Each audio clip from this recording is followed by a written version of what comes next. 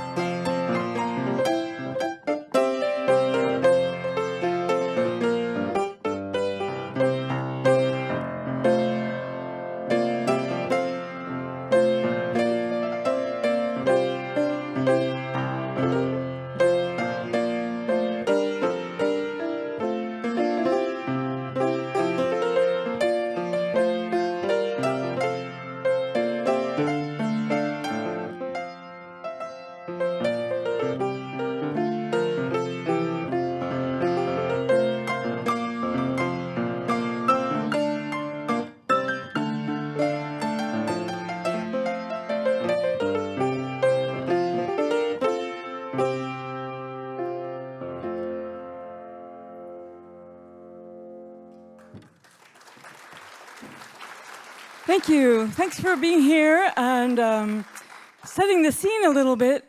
The first and last pieces there were a hymn that you might have sung in a house of worship all the time, right around the time of the Revolution. It's called Chester, and it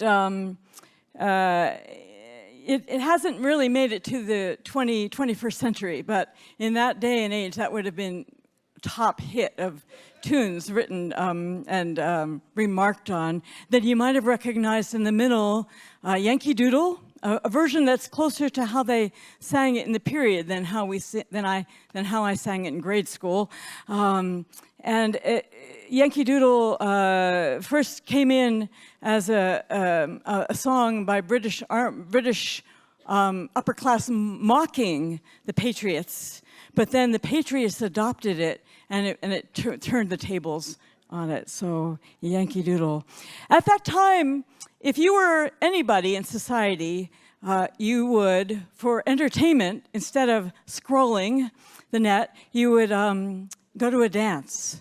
Everybody danced then, or if you could not dance, you would still go to the dance where marriages were made, political alliances, probably all kinds of things happened there. And I'm going to play 4 dance tunes of the period. The first one, Jefferson and Liberty, really came into its own after the Revolution at the time of the election of Jefferson, but the tune itself came over to America earlier as the Gabio from Ireland. So Jefferson and Liberty, followed by a very sweet tune called Sweet Richard, and then the Convention Cotillion, and which uses an English tune, the York Fusiliers, of which there are, we know that it was published and that it was played in America at that time. And finally, the Young Widow, post-revolutionary dance tune, but one that we know is actually, it doesn't seem to have been found in England, whereas the others were imports. But that Young Widow, and you'll hear with the last tune I play, she must have not been very sad.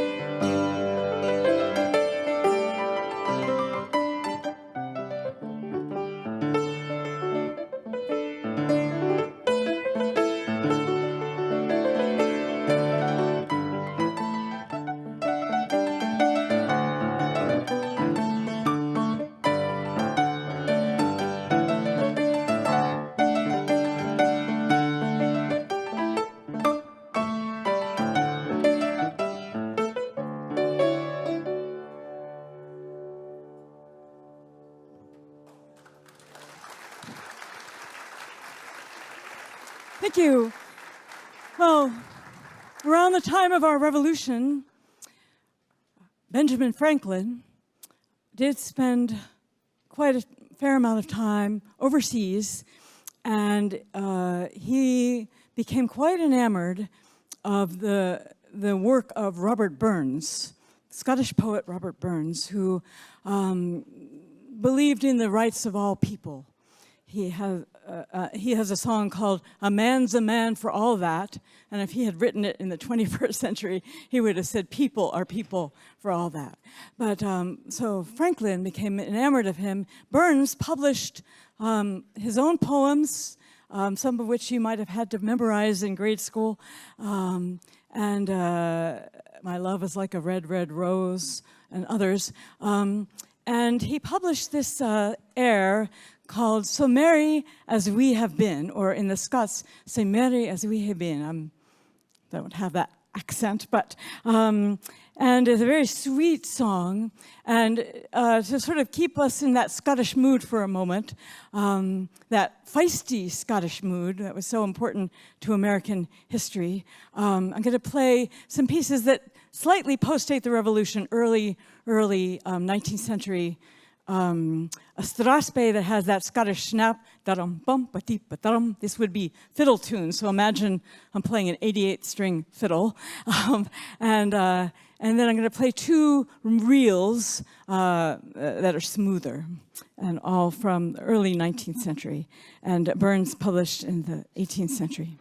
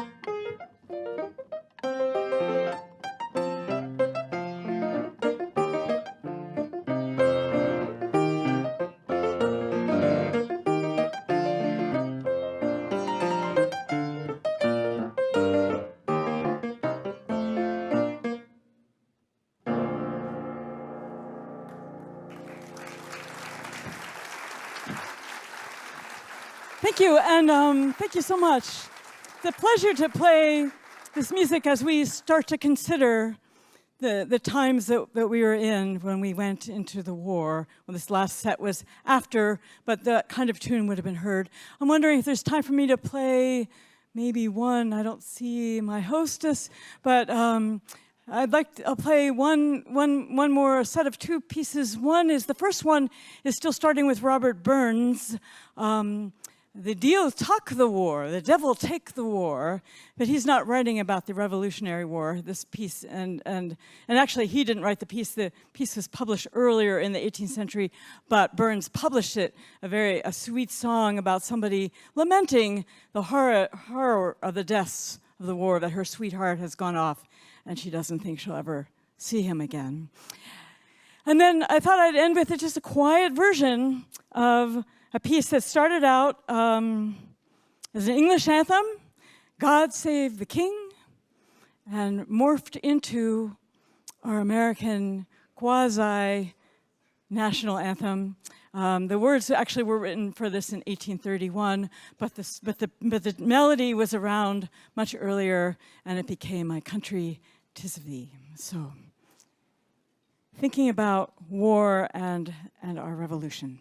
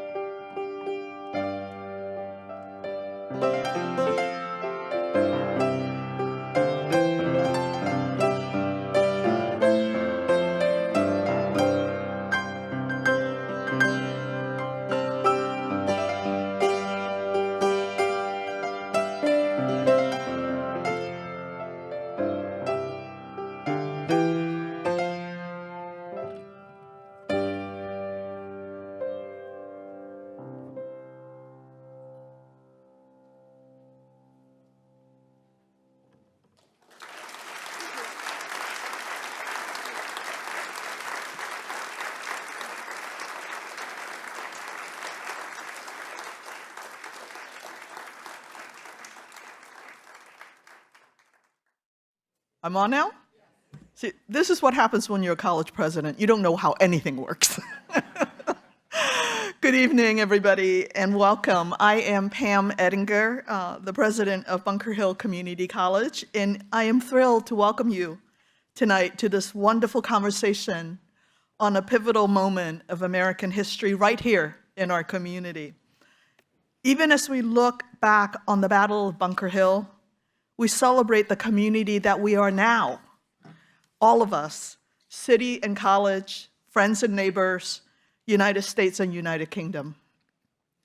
When John Adams famously wrote to his wife, Abigail, in 1780, a few years after the Battle of Bunker Hill, that he must study politics and war so that his children might study mathematics and philosophy.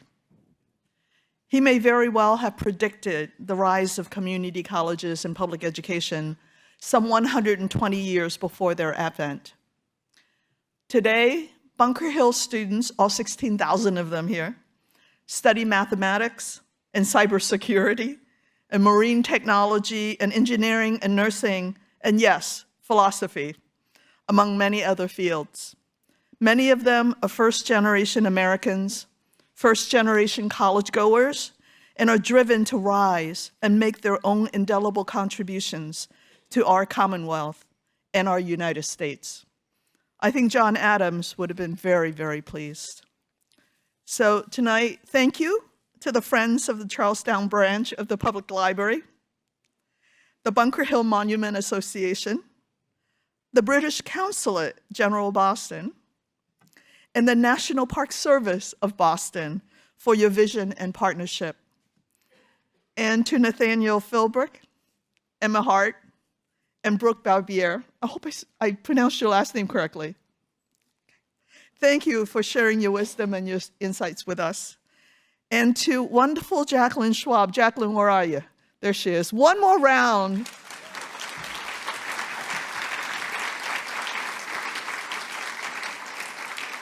I have said to our college community that there will always be music in Bunker Hill, and thank you for bringing music here for us tonight. And thank you to you, everyone who's in attendance. We hope that you will come back and visit us for an event, a game, or maybe even to take a class. Now, it is my great pleasure to introduce one of Bunker Hill's own and our greatest friend and supporter, our distinguished alumni, Representative Dan Ryan, or Danny, as we call him, right?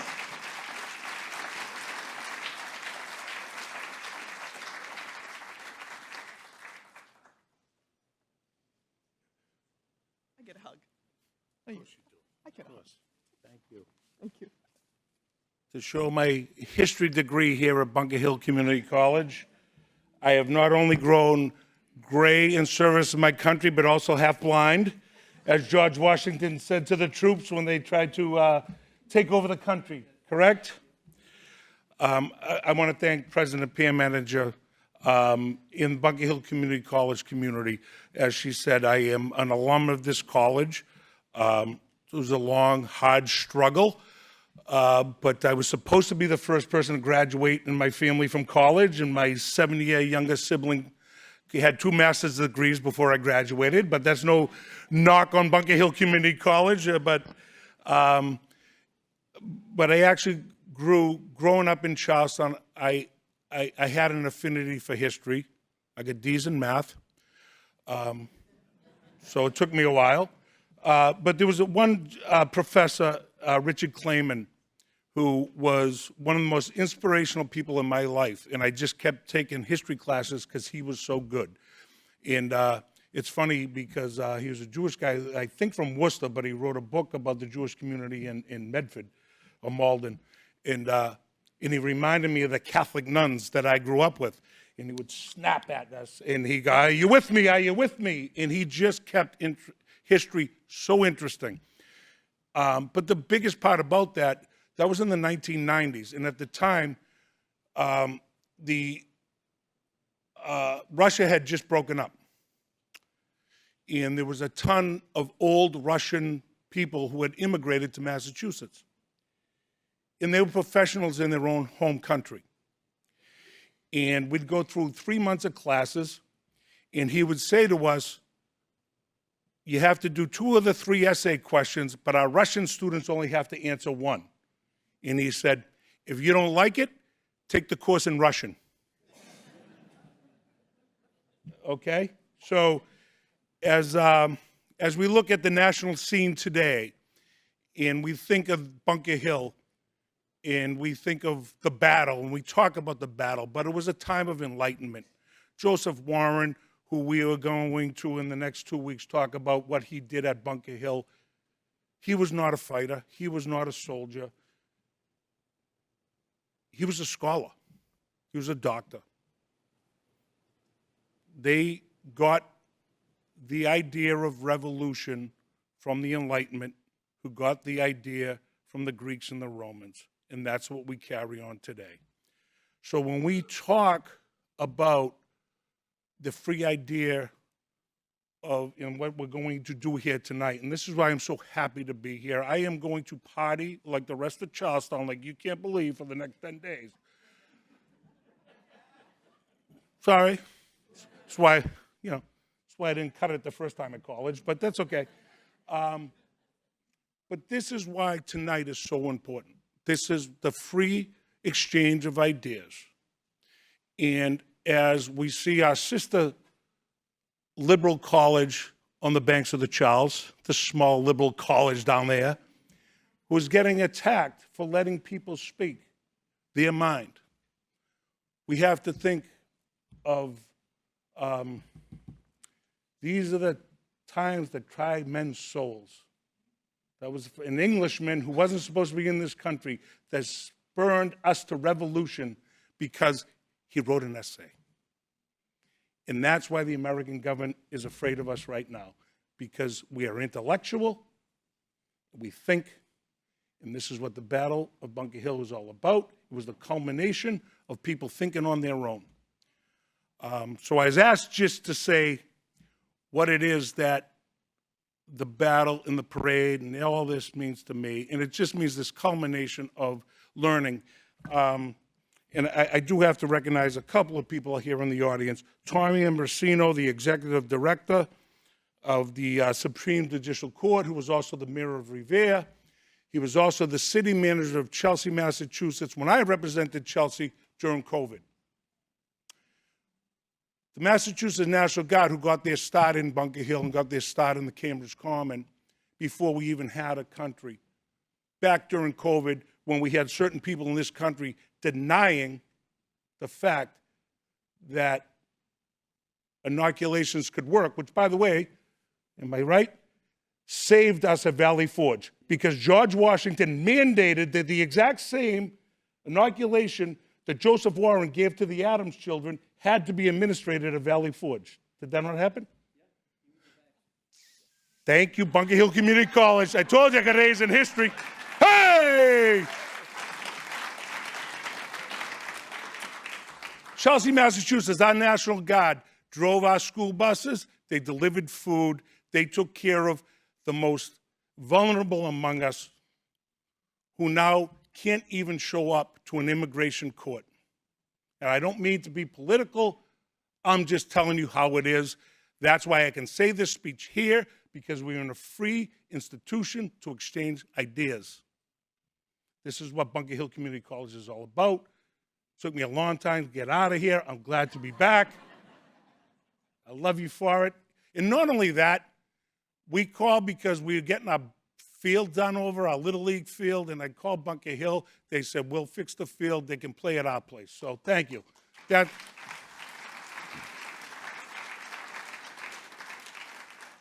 thought these notes were going to be short, but they're not. I want to thank the piano player, Jacqueline, as I said, Jacqueline Schwab. So my daughters took piano as kids. They got away from it. Then they got back because of YouTube, and they started learning all the songs that I know. So they started teaching me We Didn't Start the Fire. Sorry to the British Consulate, but that's the only song I knew. But now I only know Lean on Me, Brother. So we're back. All right? And I do want to thank the British Consulate. We spent a lot of time together. We now lay flags for our fallen brethren of both the American and the British government because on the Bunker Hill Monument, because we were brothers and sisters at the time. It was a civil war. It was we were all fighting to get rid of the what do the kings call it? What do they call themselves? The divine right of kings. And again, it went back to the Magna Carta. Our fight was a 250-year-old fight that actually happened to culminate in Charlestown. So I just want to thank our British allies for that and for being our friends for the next 250 years. And then, so my wife wasn't sure if this tie was going to match the suit, but back to the Charlestown connection to this. So, and I have a book here that I'm going to have Nathaniel Philbrick sign because this is my copy, but I was given a copy of this when I first got elected from Jimmy Collins, who was the state representative in the 1970s. So he gave me a copy that's in the State House. This one I'm going to have you sign so I can give to my friend, my lifelong friend, Joe Fitzpatrick, who's too cheap to buy one. All right? He's been waiting for the library to have it available. So I love that, and I also love Mayflower, which is a great book. But this tie, this is the greatest Charlestown story that ties into Bunker Hill. You're all sitting there going, where is this going to go? Is he going to land the plane? I know that.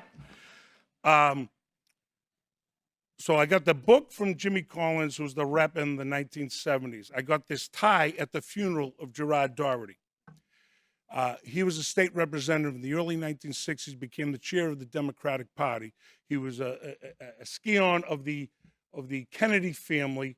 When you watch Ted Kennedy's funeral at our great chapel there on Mission Hill, he is sitting between three presidents. Gerard Doherty's guy in the middle. I went to his funeral, and the Morrises, Mrs. Morris and Mike Morris, they gave me this tie in the funeral line, in a gift bag. And I'm like, that is so Charlestown Irish, right? I got a gift at a funeral. And it was the Bunker Hill Monument tie. And that is who we are. That is what we do. We won't forget it. 250 years. It's community. It's revelry. It's learning. And I'm just glad everyone has pulled this all together. And thank you all. Thank you. And next up, I'm not sure if I'm supposed to introduce her or not, but I can't help but doing it. Elizabeth Cody from the National Park Service. I want to thank the National Park Service because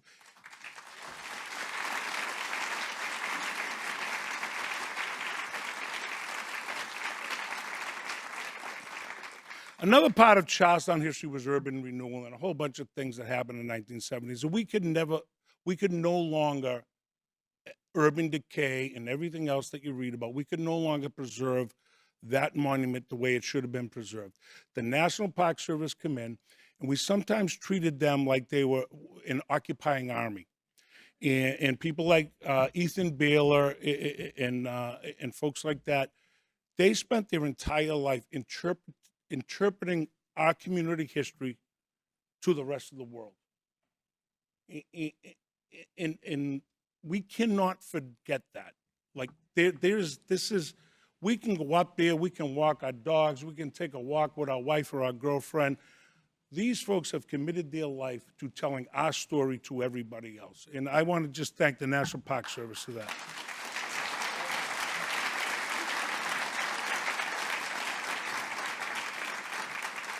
That is how your tax dollars are spent. So I just want to, I'm sure I forgot some folks here, but I just want to thank everybody for being here. I want to thank the opportunity for doing this. Like, I love running in the parade, but I do still like to learn, and I got that here at Bunker Hill Community College. I so much appreciate Japan. I appreciate this university. Gave me a chance to learn when, maybe I shouldn't have, but you guys gave me a chance. Thank you all.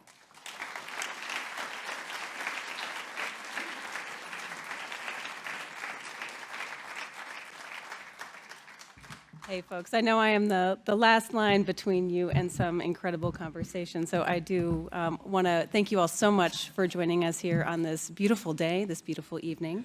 My name is Elizabeth Colby. I'm the Director for Visitor Experience and Engagement here with the 3 National Parks of Boston, where we have the profound honor of preserving and stewarding and interpreting the incredible sites along the Freedom Trail, the Black Heritage Trail, and Boston Harbor Islands. At these sites, we share the stories of the American Revolution and beyond, centering Boston as a city of revolution. Here in Charlestown, we proudly steward the Bunker Hill Monument, one of the most iconic sites in the American Revolutionary history. And tonight, we join our partners. Thank you so much to the British Consulate-General in Boston, to Bunker Hill Community College for hosting us, to Bunker Hill Monument Association, as well as the Friends of the Charlestown Branch Public Library. We are so looking forward to an incredible conversation. And I want to welcome our incredible hosts, our guests, Nathaniel Philbrick, Dr. Emma Hart, and Dr. Brooke Barbier. We are honored to have you, and I will pass it over to you, our moderator, who has earned her PhD here in Boston from Boston College, and the author of King Hancock, The Radical Influence of a Moderate Founding Father, which recently won the New England Historical Association Book Award, and is newly releasing a book titled Boston and the American Revolution, A Town versus an Empire. Thank you all for being here, and I join you in looking forward to the rich dialogue that so clearly defines this nation. Thank you.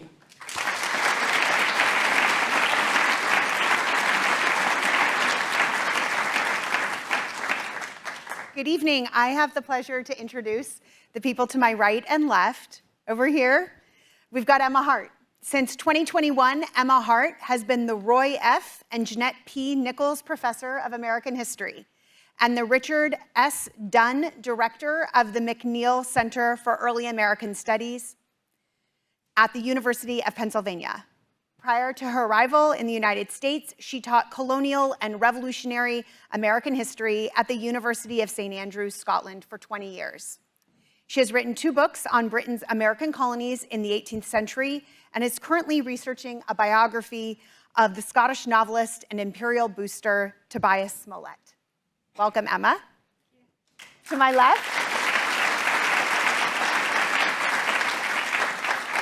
someone I've admired for years, Nathaniel Philbrick is the National Book Award-winning author of 8 New York Times bestsellers, including 3 books about the American Revolution, Bunker Hill, Valiant Ambition, and In the Hurricane's Eye. He was born in Boston and lives on Nantucket Island, where he was the founding director of the Egan Institute of Maritime Studies. Welcome, Nat.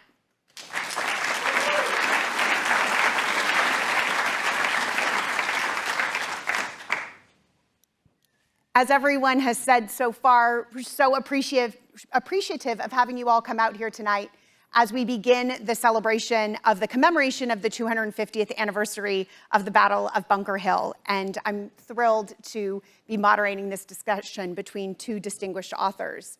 I want us to start, though, by understanding what was happening prior to the Battle of Bunker Hill, because before June 17th, 1775, a lot had happened. Now, Boston had led the way in rebelling against parliamentary taxes, like the Stamp Act, like the townshend duties, but they're most famous for the way they rebelled against the Tea Act in 1773, and I bet you have an idea of what they did with that tea. After dumping it into the harbor, Parliament flipped out, and in 1774, they passed the Coercive Acts, and these acts were intended to punish not just Boston, but all of Massachusetts, and in fact, make an example of Massachusetts to the other colonies to dissuade them from being so bold. To enforce the Coercive Acts, General Thomas Gage, Commander-in-Chief of the British North American Forces, becomes governor of Massachusetts. So a civil position is now held by a military man, and he brings thousands of troops into Boston. Boston, before the Tea Party, is about 15,000 inhabitants and a 2-mile island from tip to tip. It's a small town, and it becomes even smaller when all those redcoats occupy the town. In April 1775, we just commemorated another big anniversary with the battles of Lexington and Concord. And after the battles of Lexington and Concord, the colonists and the redcoats are now Boston becomes under siege, and the colonists surround Boston, and the Redcoats take over the city. Let's also talk about what hasn't happened by June 17th, 1775. General George Washington hasn't yet made it to Massachusetts. He was appointed just 2 days prior to the battle, and the Continental Army was created just 3 days prior. And we're going to get into who these people were that were fighting, but it's important to know that they were fighting without any intercolonial military leadership. Also, what hasn't happened, and what isn't going to happen for another year, is the colonies declaring independence. So while we're going to talk tonight, and I'm going to look at Nat here, the colonists versus the British, in fact, everyone was British subjects at this time. And again, we'll get more into that too. So let's dive in. We're going to talk about 3 topics today: the identity and culture of the people who participated. We're going to talk, of course, about the battle itself, and we'll talk about the way that the battle is remembered today. So beginning with identity and culture, Emma, I'm going to turn to you. Who were these British soldiers that were here occupying Boston and participating in the battle? Okay, so before I launch into my answer, I just want to say my own set of thank yous. So thank you for coming, and thank you to the British Consulate and to the Bunker Hill Community College and the National Park Service, and to my fellow panelists. I'm delighted to be here representing the British. But yeah, so your question is who were the British soldiers who? So they obviously had their leaders, Gage, and then also Howe as well, and Burgoyne was also in town. They all came on the boat across the Atlantic and set up camp in Boston. And so you've got a large army of thousands of British soldiers, some of whom had been in Boston for a while, and others who were gathering just before the battle from regiments that had come from elsewhere around the Atlantic. And so the regiments included all types of British men from across the British Isles. For example, the 47th Regiment, which I think was really instrumental in the battle.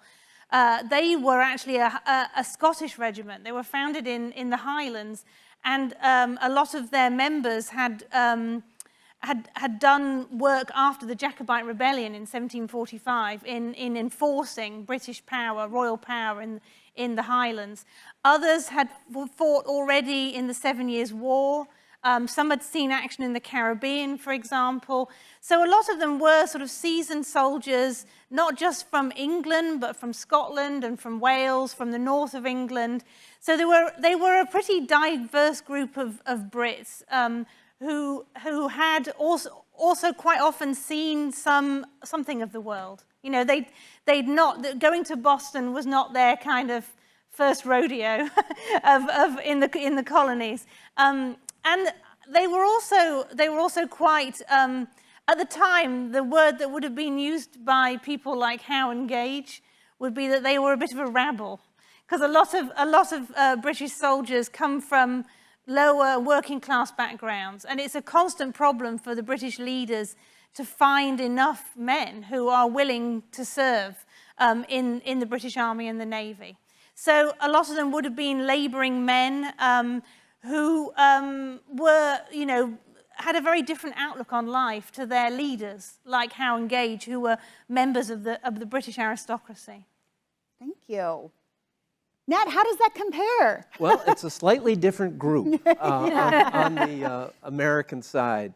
I mean, many of these primarily young men were descendants from the original Puritans who had arrived initially in 1630 to settle the city upon the hill, Boston, under John Winthrop.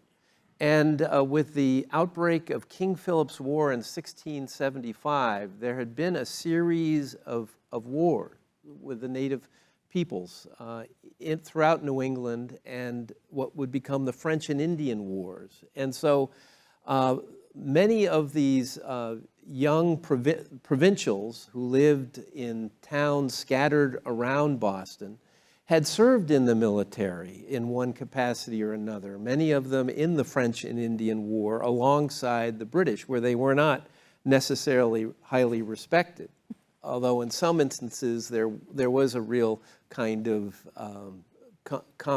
comradeship. And so that these, and many of them have a real underlying resentment towards the British Empire. Their ancestors had been persecuted by the government for their religious beliefs. They had come here, and from their perspective, they didn't get much help from the government. Look what they did with it. They settled all these towns, and then they fought alongside the British in the French and Indian War. But once that war was over and England had Canada, that threat wasn't there anymore. But then, what began to happen was the Boston Tea Party, and all of those hostilities that had been directed towards the North began to be directed towards British troops that were now occupying Boston. And they had been living cheek by jowl in Boston for a long time, and it did not go well. There was all sorts of confrontations going on. They got to know each other fairly well. Even the people from the country towns would come into Boston and have interactions there. And so, they were known, but I think what happened was the Lexington and Concord. And that really, that began as a skirmish, but it was house-to-house fighting from Concord back to Boston as the British tried to make their way back. And you see the colonists referring to the British soldiers as bad as the Indians. It was really bringing up ancestral memories of what their ancestors had gone through. And so there was a certain amount of hostility there, particularly given that the city had been shut down, and they were experienced fighters. Each town had its own militia. They also had town meetings, and so they had grown up in a system of democracy that was not necessarily shared with their British counterparts. Where I live on Nantucket Island, we still have a town meeting. It's democracy at its bare-knuckle best, where people yell at each other over an issue for a certain amount of period of time, but then come to a mutually agreed upon decision. And so these were people who dressed in homespun. There were people who were well-to-do, but there wasn't that level of aristocracy that you saw in Britain, and so it was tense. Their city had been occupied, been turned inside out.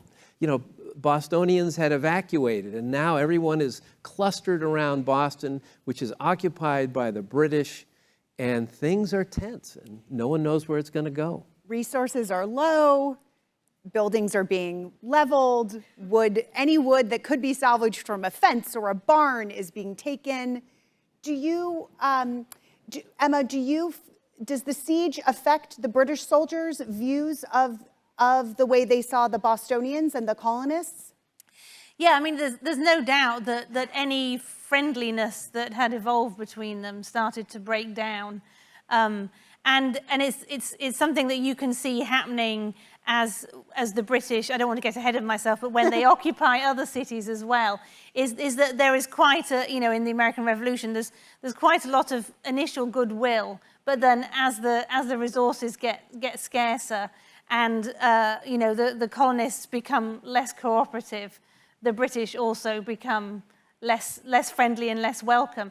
So, for example, I mean, at the time of the Boston Massacre, there were definitely tensions between the British troops and the townspeople. But recently, another historian, Serena Zabin, has written a book about the massacre, which shows that actually quite a few of the local women married British soldiers, and they actually had children together. So this was like a sort of family affair, and you can also you can see that happening in other places where British soldiers are stationed.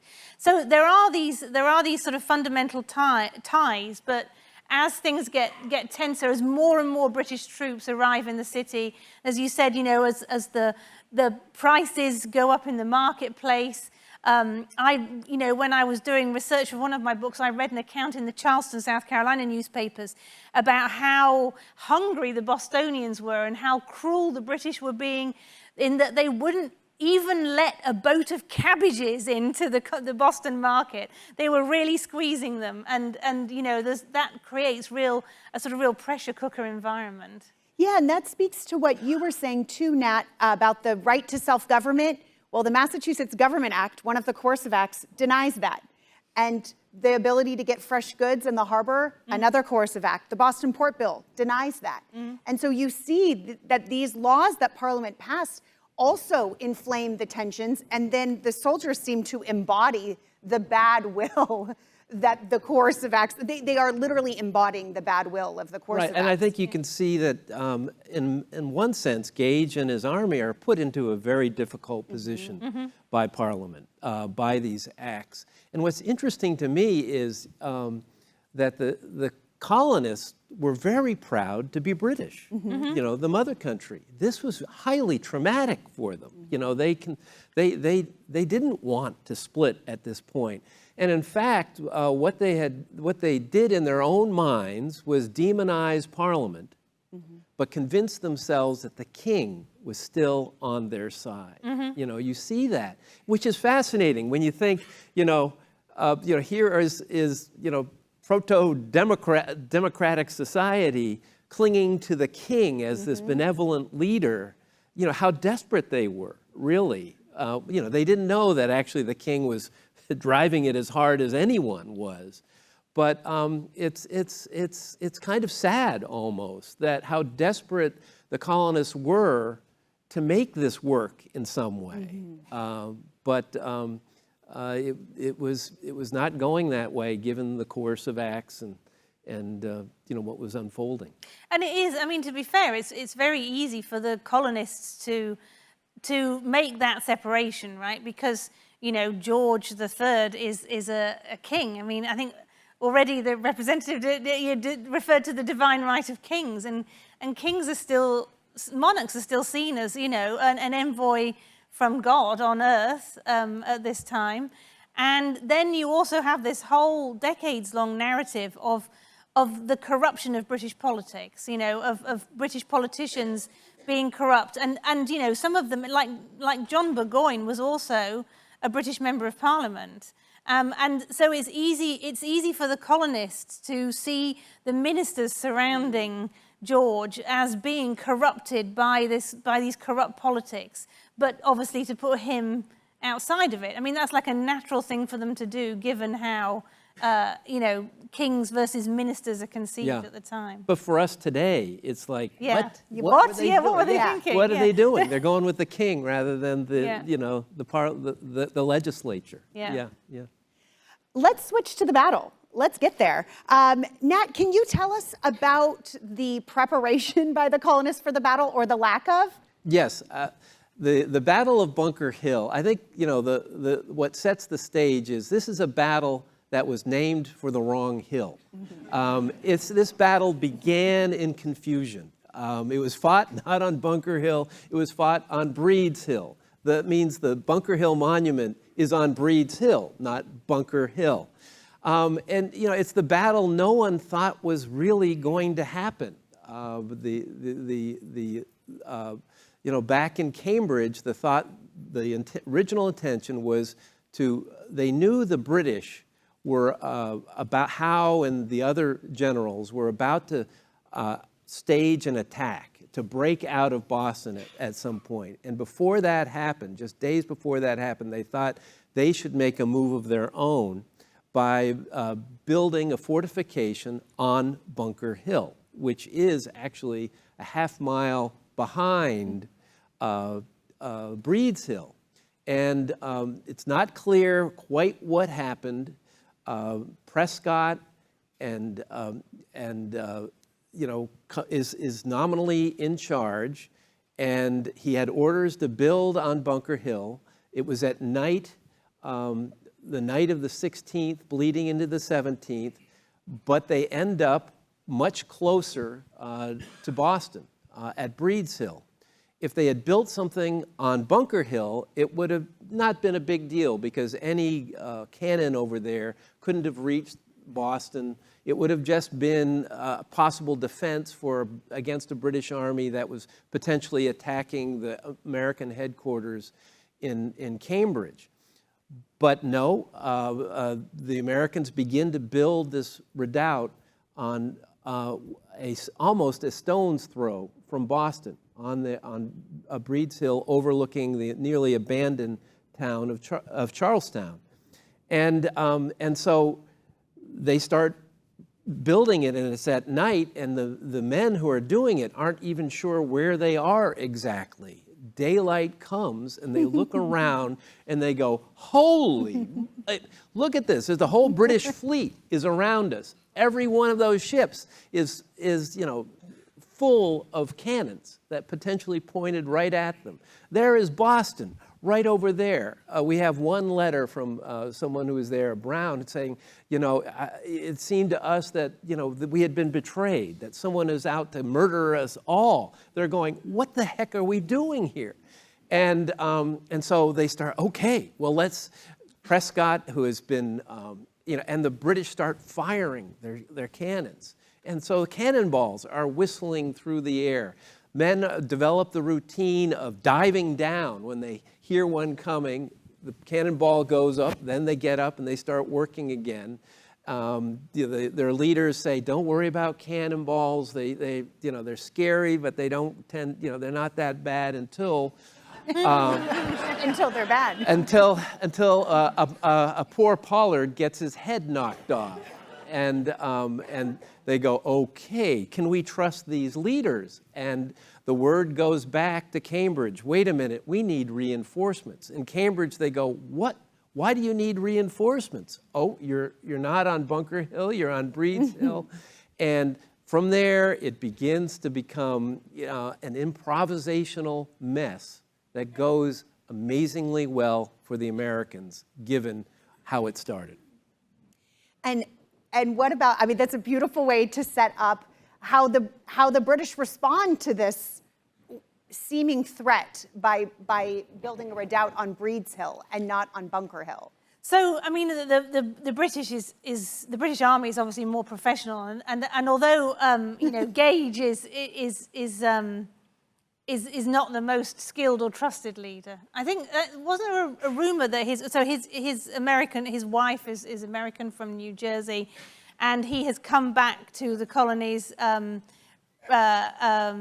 reluctantly, and he doesn't really have the trust of his fellow leaders either, like Howe and Burgoyne. They're not really sure that Gage is the man for the job. He seems too gentle. Yes. That's part of the problem. Yeah. Is that, He follows the rule of law. Yeah. And the colonists ignore it. Yes. And, make him look like a fool. And he also is not straight enough with George III about how bad things are in the colonies, but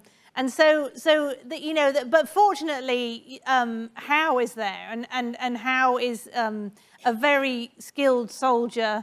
I think he's already sort of covered himself in glory during the 7 Years' War, and so he's also been responsible for some reforms in the British Army, which have made it a more nimble fighting machine, because the British had really suffered during the 7 Years' War fighting in North America, because this was this is a very different type of warfare to the sort of set piece of the Prussian army facing the British army in continental Europe, and so the British forces, although some of them are quite green, they are a little bit more nimble, and they are able to mount an attack with fighters, but I think they get bogged down, don't they, in the water before they can land effectively, and so it's really, and of course the troops have become sickly and hungry because they've been camping out in Boston for a long time. So it's far from ideal. I also don't know, what was it's pretty hot today. How warm was it on June 16th? It was a scorcher. Yeah, it was a lot like today, and the British soldiers are in wool uniforms. Yes, yeah. And they're out there in the broiling sun. Yeah. And and it takes 2 trips to get everybody over, so everything is moving very slowly. And meanwhile, up on the hill, the New England provincial leaders are arriving haphazardly, going, whoa, what's going on here? There's the redoubt there, but it's wide open all the way on the other side to the Mystic River. Let's start filling it in. And so someone from Putnam from Connecticut, shows up and starts helping with that. John Stark from New Hampshire, one of my favorite characters of this battle. Yes, live free or die. John Stark, an Indian fighter from way back, tough as nails. The New Hampshire legislature despises him because he won't kowtow to them, but his men love him. And he comes out and he looks and he realizes this is a total mess. What is going on here? We need to fill in over here. And what he really realizes, that over on the riverside, there's a beach underneath a bank, wide open for the British to send some soldiers down there, which happens to be Howe's plan, to send the Welsh Fusiliers, the greatest of the greatest, down that way. But what Howe doesn't realize, that Stark sends his men down, they pull together some rocks and create a wall just around the corner. And so that when Howe sends what should be a flanking movement that will just break this wide open, there is John Stark and his men. And one of the things that's tough about this kind of warfare with muskets and things like that, you had to be, if you're going to effectively kill someone, they had to be within 50 yards, if not closer. So, the famous phrase, don't shoot till you see the whites of their eyes. The phrase probably was, don't shoot till you see the whites of their gaiters, because the British soldiers wore gaiters on their feet. But whatever, Stark's men, knowing this was an issue, had put a stake in the sand saying, wait till the opponents get there before you shoot. And so they wait. The men come up and get mowed down over and over again. Bodies riddled lying on the beach. Stark compared it to dead sheep in a pen. And so that isn't going to work for the British. It's now going to be a battle on that hill, wide open, beneath the sun. And meanwhile, Charlestown is burning. Yeah. The order goes out because some of the American troops had gone into the houses of abandoned Charlestown and were firing on the British left flank as they tried to go in there. That causes the British fleet to fire on Charlestown with its cannons, and it goes up in flames. Burgoyne. Burgoyne is also one of my favorite characters. Here he is. He's a member of Parliament. He's also a playwright. Yes, yeah. And he has this wonderful letter where he is standing on Copp's Hill, which even today has a beautiful view of the direct view of the monument. And he's watching Charlestown burn, this huge, and he describes a pyramid of fire as all the roofs of the churches are collapsing. The smoke creates this dark cloud hovering over everything. Their swallows began to fly over the British soldiers as they were about to come. And Burgoyne in his letter says, and we began to wonder, what if we lose this thing? What will happen to the empire? Well, they win the battle, but it's at an enormous cost. William Howe said of the high number of casualties, the success is too dearly bought. What lessons, Nat, you write in Beacon Hill about how Howe knew after this battle he needed to get out of Boston. He and his troops needed to evacuate. Emma, can you speak more to that, about the mindset after the battle? Because Lexington was a skirmish and the colonists lost that battle. They won the Battle of Concord, and while they lost ultimately the Battle of Bunker Hill in that they lost the high ground, the British suffered a near 50% casualty rate, dead or wounded. So what's the mindset after? Well, I don't think the British could really, they definitely couldn't conceive of leaving and losing. I mean, the fact that the Americans put up such a great fight was, of course, a huge shock to them. I mean, what's always fascinating to me is reading what British politicians and leaders said about Americans, both in the 1750s and the 1760s. You know, they are really snotty towards them. They really think that they're inferior, you know, provincial, which is a huge insult during the Enlightenment, you know, to not be sort of cosmopolitan. And so they seriously, I mean, I can't imagine, you know, I haven't sort of looked at Howe's letters precisely, but it's a shock to them, and they can't really believe that the Americans are this good and this talented. And you know, it's not like they haven't been warned, because one of my favorite sort of colonial characters is Thomas Pownall, who is a former governor of Massachusetts. And he writes a book in the early 1760s, before even the Stamp Act, telling the British rulers that they really need to change their outlook about Americans. But the British just don't listen. And so that, I think, is reflected in what Howe does after the battle, is that, you know, he doesn't leave Boston, he stays there, because, you know, he stays until March 1776. The British troops stay there until they finally realize that they don't really have an alternative except to pack up and leave, because they're not going to get anywhere. I think that is sort of indicative of how fixed their mindset was about Americans, but also how they are unable to sort of think creatively about what they would do with this situation, because it's so shocking to them, but also just because of their own, you know, preconceptions. Yeah. Yeah, it's interesting to me how the Battle of Bunker Hill really established the template that would be repeated over and over again, where the British would win the battle, and they would move to, let's say they moved to New York next, and they had this total hope that the Loyalists would turn the tide for them, that, you know, they'd bring the Loyalists in, and the colonists would realize the error of their ways, and place by place would begin to come back into the fold of the mother country. But just the opposite happened. Emma, just like what you're saying happened to Boston. They come down, the armies come down like locusts, destroy, they burn New York City, and then they move on. Yeah. And suddenly the Loyalists are left unprotected, and the Patriots rise, and it's just this horrible civil war in the wake of wherever the British go. And it just repeats itself until finally, years later, they're down in the South and doing the same thing. So Bunker Hill established so much. And I also think Howe is a very interesting character. I mean, he was at the front, he led his men at Bunker Hill. I mean, he was up there, marching right up there.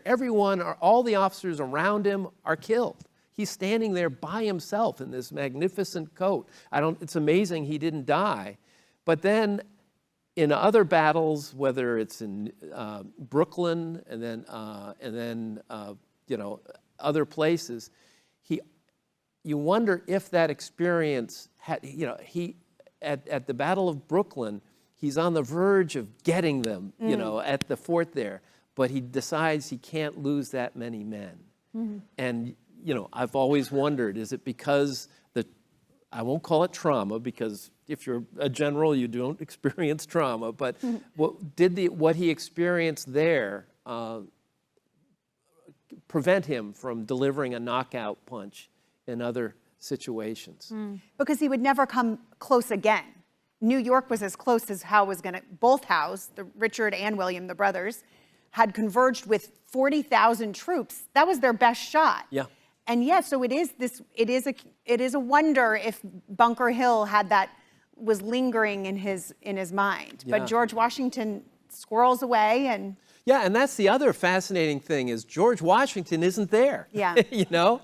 And I have to give a shout out to Joseph Warren. who was,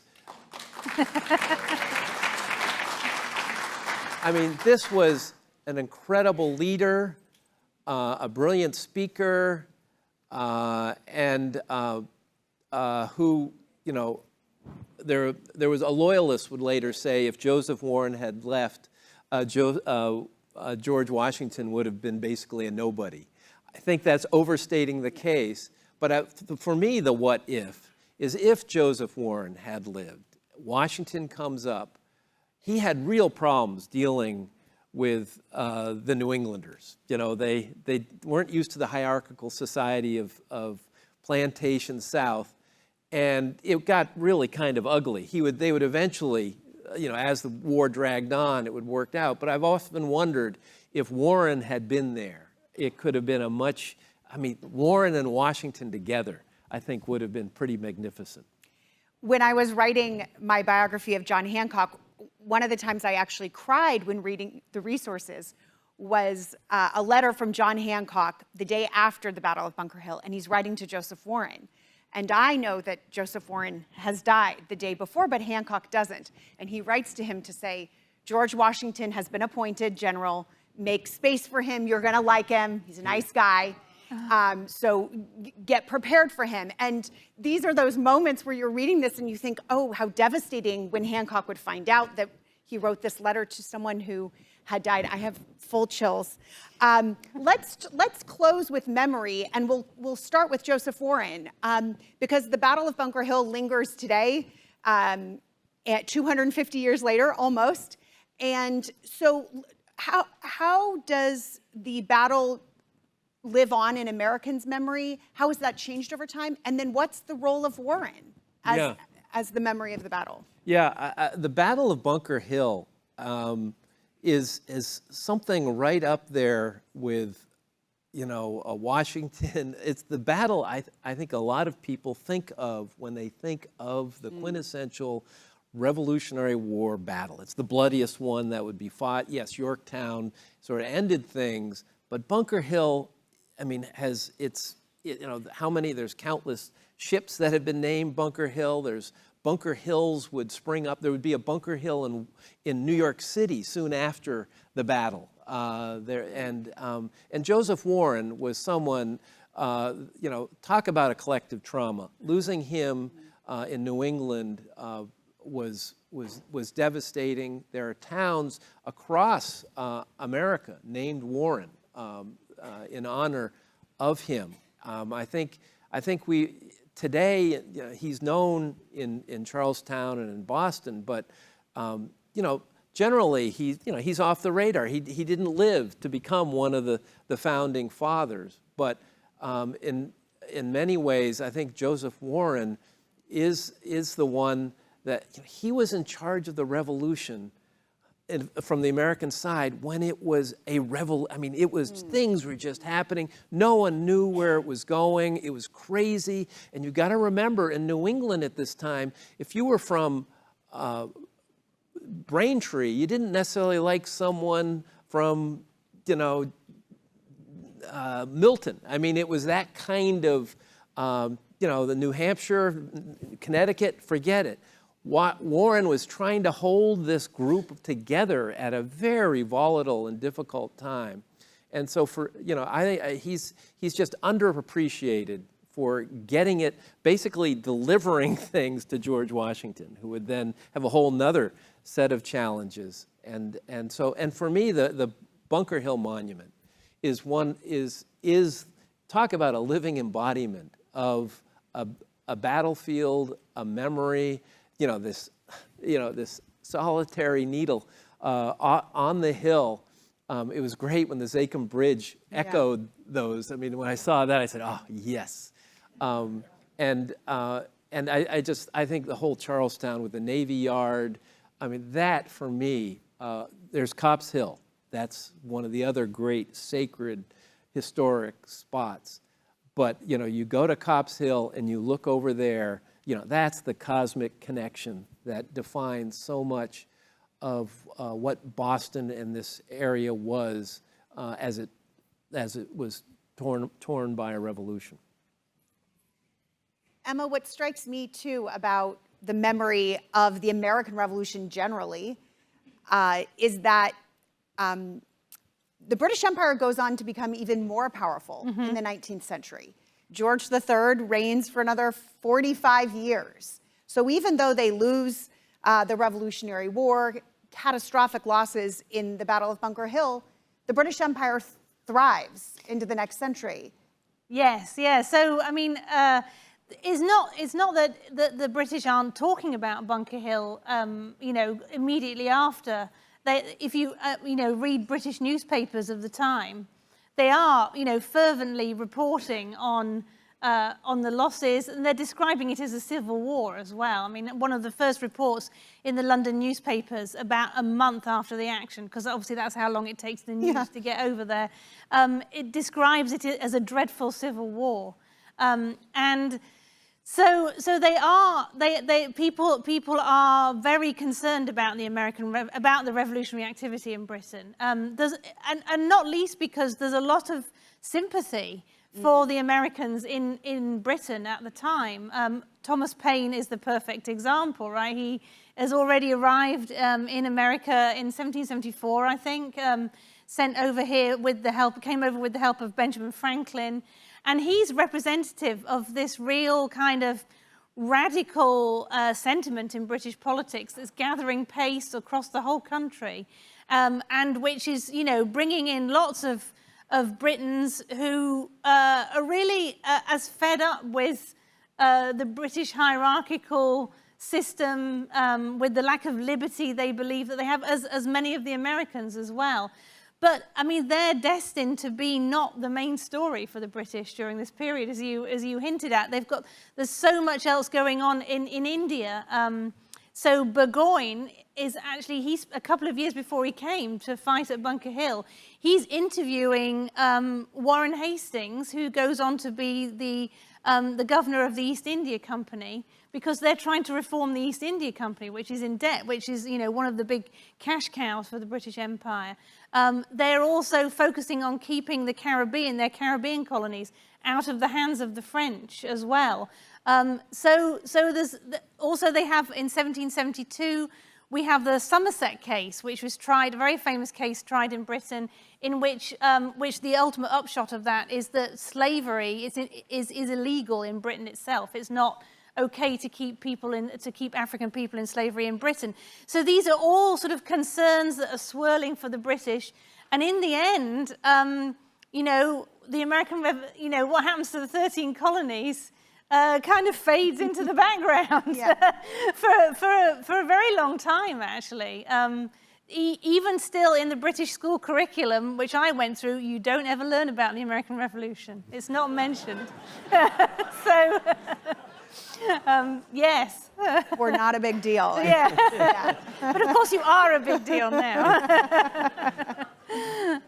Well, thank you. We'll end this discussion now here, and then if you all have questions, there's a microphone here and here, and we're asking that people come up when the microphone is free rather than gathering in a line. And Emma and Nat will be happy to take your questions for a few minutes.